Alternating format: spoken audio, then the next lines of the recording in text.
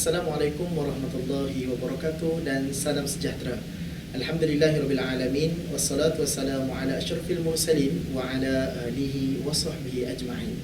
Saya Aswan Abid bin Zainal Abidin, merupakan staf Universiti Teknikal Malaysia Melaka, telah berkhidmat selama lebih kurang 10 tahun, berkhidmat sebagai imam dan juga bilal di Masjid Sayyidina Abu Bakar Universiti Teknikal Malaysia Melaka. InsyaAllah hari ini saya akan berkongsi dengan saudara dan saudari sekalian berkaitan dengan azan. Azan yang kita selalu dengar apabila masuk sahaja waktu untuk solat dan juga iqamah. Sembolehnya saya ingin berkongsi dengan saudara-saudari berkaitan dengan azan, bilakah ia disyariatkan dan apakah berkaitan dengan azan ini.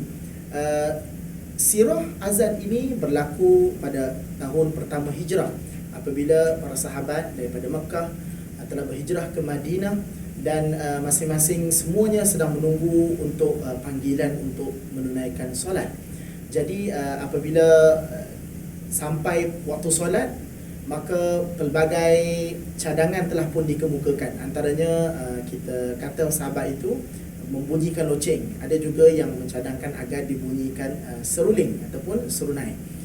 Namun satu hari seorang sahabat Nabi SAW yang bernama Abdullah bin Zaid, ketika mana Rasulullah SAW menyuruh beliau untuk membelikan loceng untuk diketuk dan untuk memanggil orang untuk solat, maka satu malam Abdullah bin Zaid ini bermimpi. Dia bermimpi ada seorang lelaki dalam mimpinya itu jual loceng. Jadi dia pun nak beli loceng tersebut. Maka ditanya oleh orang tu, kenapa kau nak beli loceng? Dia pun jawab, nak beli loceng sebab nak ketuk loceng tu untuk nak panggil orang datang untuk solat. Maka lelaki dalam mimpi tersebut bertanya, nak tak aku bagi tahu satu cara yang lebih baik? Maka Abdullah bin Zaid kata nak. Maka dia pun, lelaki tersebut bacalah lafaz azan tu daripada awal macam kita dengar pada hari ini, Allahu Akbar, Allahu Akbar, sampailah akhir, iaitu la ilaha illallah. Kemudian pada keesokan harinya Rasulullah SAW memanggil untuk dibunyikan loceng. Maka ketika itulah Abdullah bin Zaid bertemu dengan Rasulullah dan menceritakan apa yang dimimpi oleh beliau di dalam mimpi tersebut, dan Rasulullah membenarkan, dan Rasulullah mengatakan bahawa itu adalah yang diajarkan oleh Allah Subhanahu Wa Taala dan diilhamkan melalui mimpi Abdullah bin Zaid ini. Dan ketika mana itu Rasulullah suruh Abdullah bin Zaid ini bersama dengan Bilal, Rasulullah suruh Abdullah bin Zaid lafazkan satu persatu kepada Bilal. Ketika mana Bilal melaungkan azan tersebut, maka Umar Al-Khattab telah mendengar laungan azan yang telah pun dimaklumkan oleh Abdullah bin Zaid ini. Maka Umar Al-Khattab bertemu dengan Rasulullah dan mengatakan bahawa dia juga bermimpi yang sama dengan lafaz yang sama. Maka Rasulullah SAW membenarkan. Jadi inilah terjadinya sirah azan, dan begitulah juga dengan iqamah yang kita baca sebelum menunaikan solat, insyaAllah. Dan azan ini sebaiknya dilaungkan secara kuat dan jelas. Dan hari ini kita tak risau sebab kita memang ada pembesar suara di setiap masjid. Kemudian iqamah pula dilafazkan ketika hendak menunaikan solat. Dan ada penambahan at-taswib, iaitu as-salatu khairun minan naum ketika solat subuh. Ini adalah sunnah-sunnah yang telah pun diajar kepada kita untuk kita amalkan, insyaAllah. InsyaAllah, saudara-saudari yang dirahmati Allah, insyaAllah selepas ini bersama-sama dengan video ini saya akan kongsikan teknik azan, dan saya juga akan cuba berkongsi dengan saudara-saudara sekalian bagaimana teknik pernafasan yang betul dan lafaz-lafaz azan yang sahih mengikut sunnah Nabi SAW. Saudara-saudari yang dirahmati Allah, insyaAllah sebelum saya nak mengalunkan azan, saya nak kongsi dengan saudara-saudari yang pertama sekali untuk Bilal yang akan mengalunkan azan ini. Sepatutnya yang pertama kita berwudu, yang kedua kita menghadap kiblat, dan yang tiga kita mestilah bersedia apa-apa juga kemungkinan. Contohnya tengah-tengah azan tiba-tiba berlakunya black out, tak ada mikrofon tak dapat berbunyi. Jadi sepatutnya sebagai imam ataupun Bilal, kita akan cari spot, tempat yang kita boleh laungkan dan orang boleh dengar suara kita. Selalunya bila kita nak azan, tangan kita akan diletakkan di telinga. Ini adalah teknik untuk bila nak mengalunkan azan, kita akan tutup sebelah atau dua belah telinga untuk tak nak bagi surrounding tu mengganggu kita punya azan.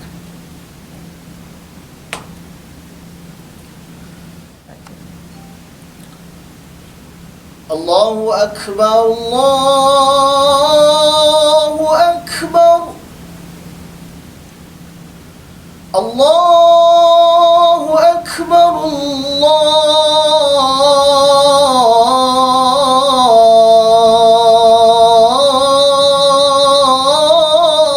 Allahu Akbar.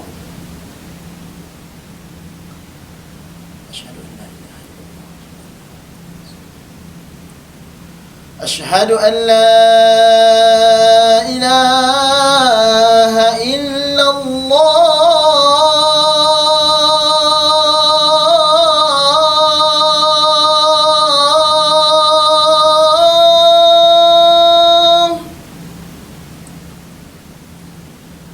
Asyhadu an la ilaha illallah.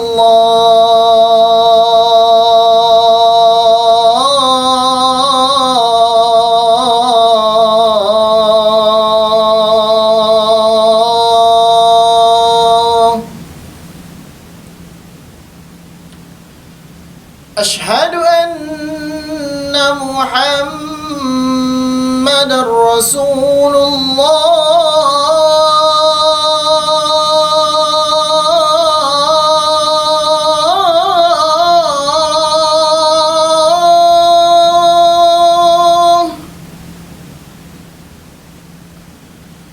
Asyhadu anna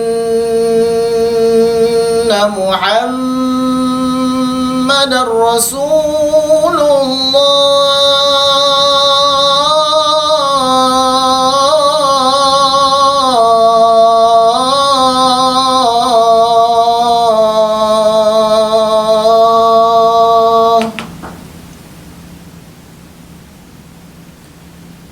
Hayya 'alas salah.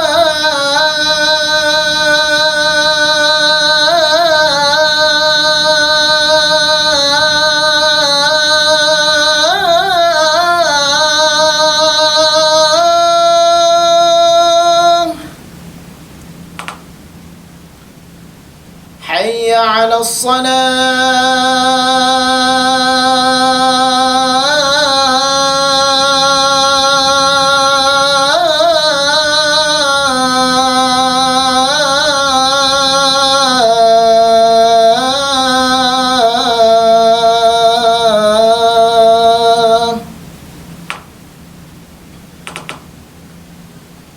Hayya 'alal falah.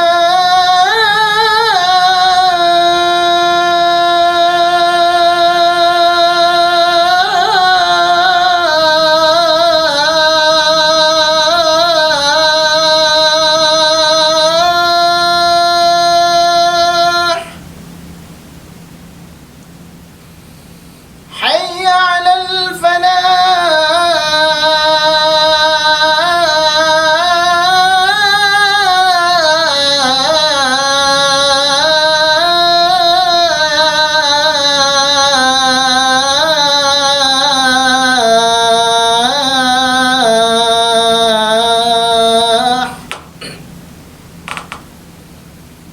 Allahu Akbar, Allahu Akbar. La ilaha illallah.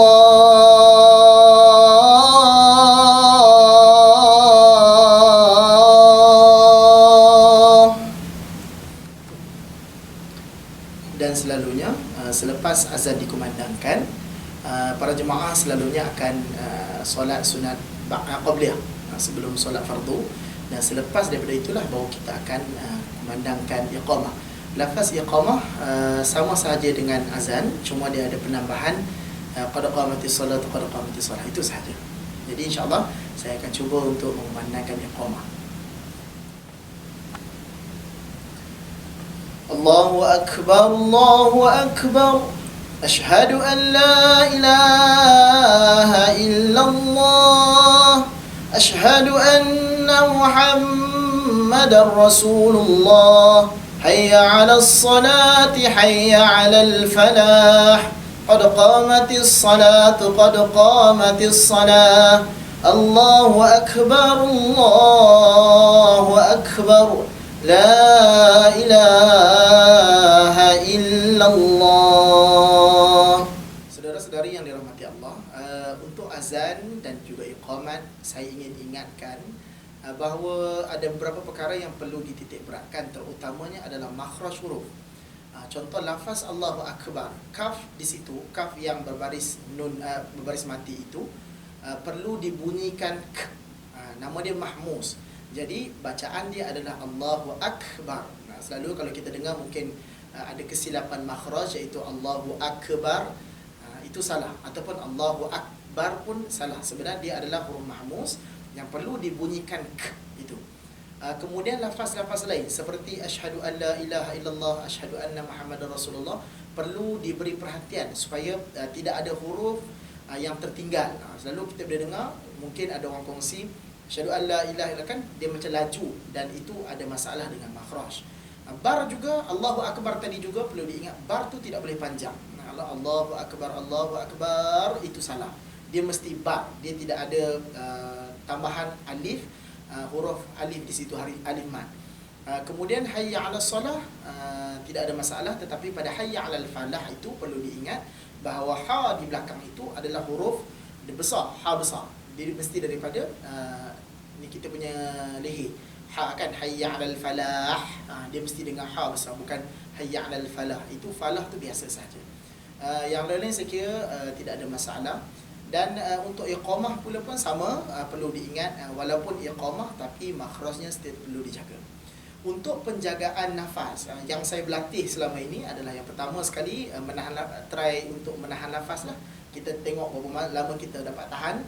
Yang kedua, cuba untuk tidak makan sambil minum air. Ini juga menyebabkan kita akan jadi pendek nafas. Dan yang ketiga, tentulah kawalan pernafasan itu mestilah diambil sedalamnya sebelum kita melakukan azan. Kalau kita tak ambil nafas awal yang panjang, maka dia akan ada masalah di tengah. Sekian sahaja perkongsian daripada saya. Sekiranya ada kesilapan di dalam perkongsian ini, ada terkhilaf di mana-mana, mohon teguran daripada sahabat-sahabat sekalian. InsyaAllah bertemu lagi. Wabillahi taufiq wal hidayah. Wassalamualaikum warahmatullahi wabarakatuh.